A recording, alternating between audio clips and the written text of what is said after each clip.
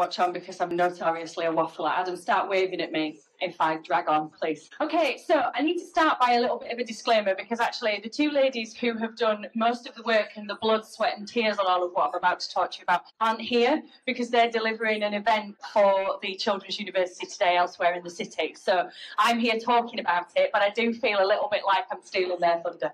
So, my role here across both Sheffield universities actually is I'm director of something called the Higher Education Progression Partnership.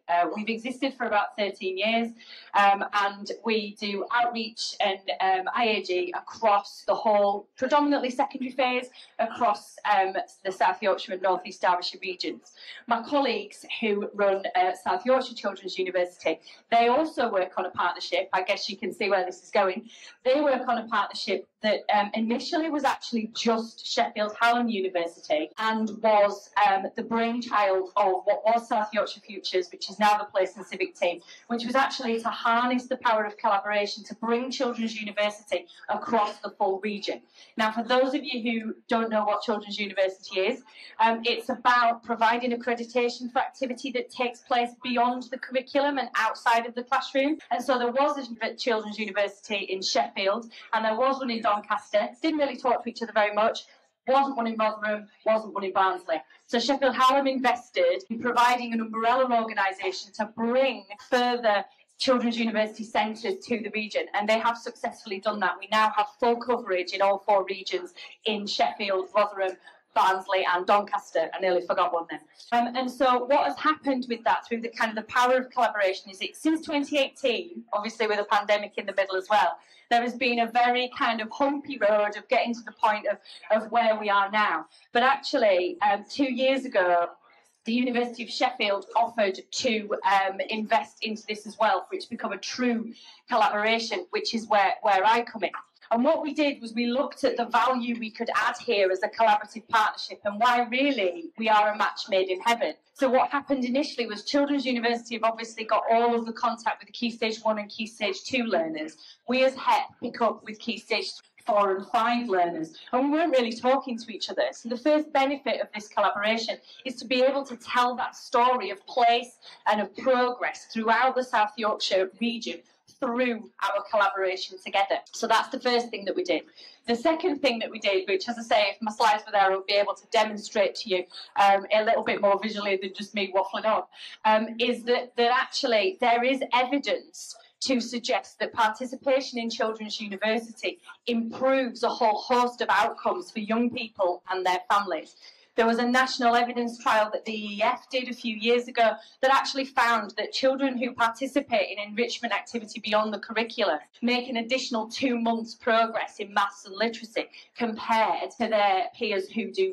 And so what we thought was with our new collaboration together where we can help each other in all sorts of operational ways, we can run their ceremonies, for example. We do that many campus tours in HEP, we can do that in our sleep.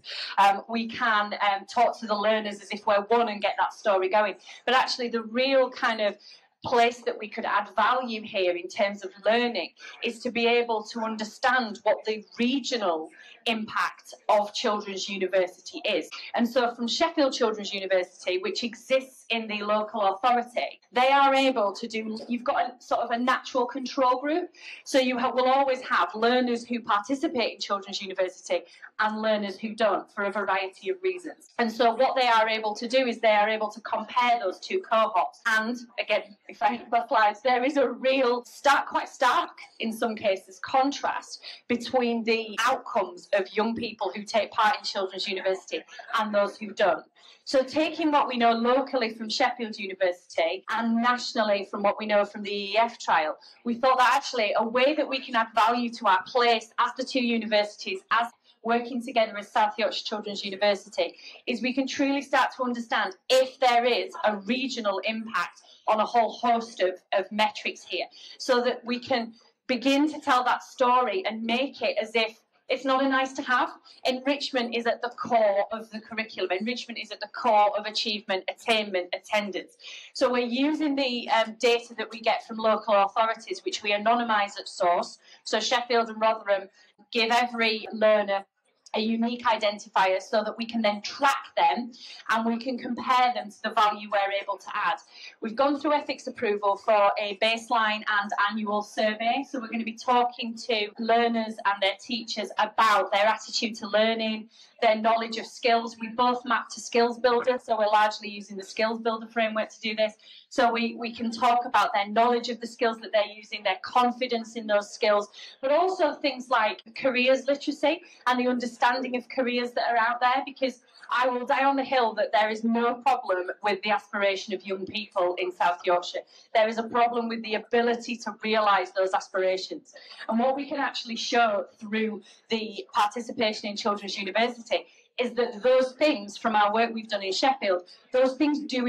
And so we now have the ethical approval to do a regional approach for this, where for the first time we'll be able to compare attainment data for learners at Key Stage 2 with what they're saying about themselves in terms of their attitude to learning, their skills literacy and their careers aspiration. And we will be able to tell that story of place of how taking part in these enrichment activities allows you to develop further. So I'm really sorry that was quite whistle stop, because as I say, I had loads of lovely slides showing you what we were doing.